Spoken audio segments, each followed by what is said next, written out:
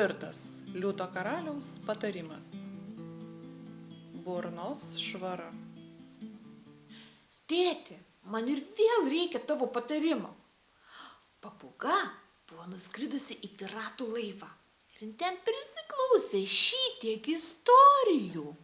Parskridusi pasakoja, mes visi šitiek juokiamės, bet ten kas antras žodis yra keiksmažodis.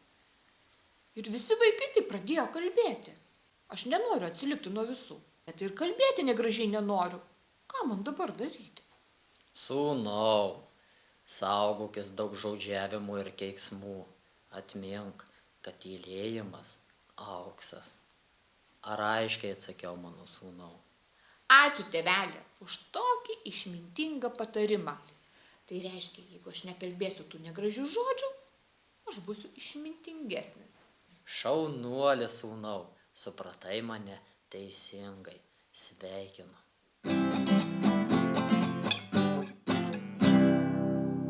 Tai sekantį kartą aš ir vėl atbėgsiu tavo patarimo.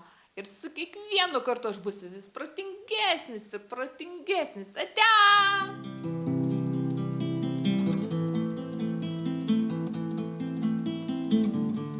Laukite tęsinio su Karjeros akademija.